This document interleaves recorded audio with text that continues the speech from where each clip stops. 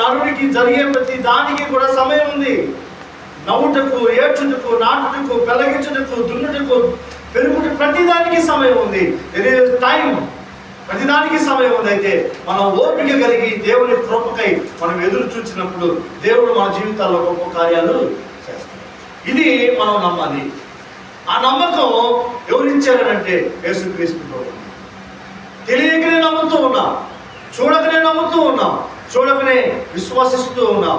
ఆ విశ్వాసమే మనకు తుదకు అది కృపలోనికి రప్పిస్తుంది. ఆ విశ్వాసమే మనం నడిపిస్తుంది. దేవుడు అందుకనే మనల్ని ఎదుర్కొంటూ ఉన్నాడు. ఎందుకు మనల్ని ఎన్నుకున్నాడు అంటే ఆశీర్వాదములకు కర్తలవుటకు మీరు పిలువబడ్డాడు. దేనికోసం పిలువబడ్డాం మనం? దేని కొరకు దేవుడు మనం చేశాడు అనంటే ఆశీర్వాదములకు కర్తలవటానికి.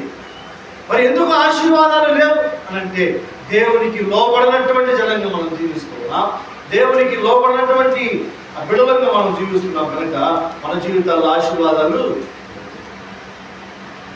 అయితే దేవుడు అంటున్నాడు, మీ జీవితాల్లో దేవుని పిలుపు అనేది ఉన్నా. దేవుడు ప్రతి వాడిని పిలుస్తూ ఉన్నాడు. యు ఆర్ మైన్, నీవు నా సొత్తు, నేను ఏర్పాటు చేసుకున్నాను, ఇదిగో నిన్ను అరచేతుల్లో చెప్పుకున్నాను, ఇదిగో నేను రక్తం పెట్టి కొన్నాను. మనం విలువ పెట్టి కొనబడినటువంటి వాళ్ళం, మనం విలువైనటువంటి వాళ్ళం. అయితే ఈ విలువైనటువంటి జీవితాన్ని ఎవరికి ఇస్తూ ఉన్నాం అనంటే లోక వ్యసనాలకు, లోపల పోకడలకు మనం ఇస్తూ ఉన్నాం తప్ప దేవునికి ఇవ్వటం లేదు. దేవుని సమయాన్ని ఇవ్వటం లేదు కాబట్టి, దేవునికి మనం విలువను ఇవ్వటం లేదు కాబట్టి, దేవుని మాటలను ధిక్కరిస్తున్నాం కాబట్టి మనకు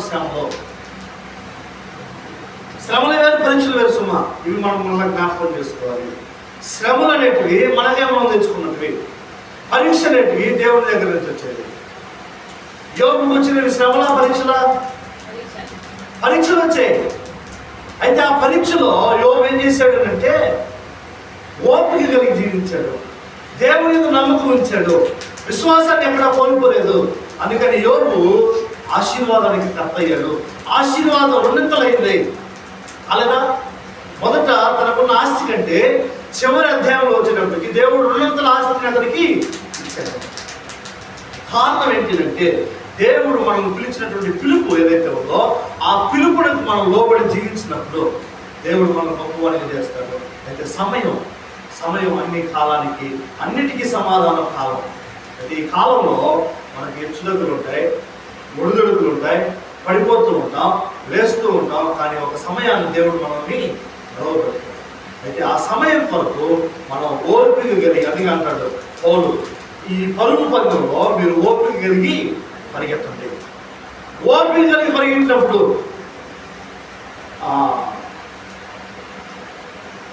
పోలీస్ సెలక్షన్కి వెళ్ళినప్పుడు పరిగెలేకపోతారు చాలా మంది. 5 కిలోమీటర్లు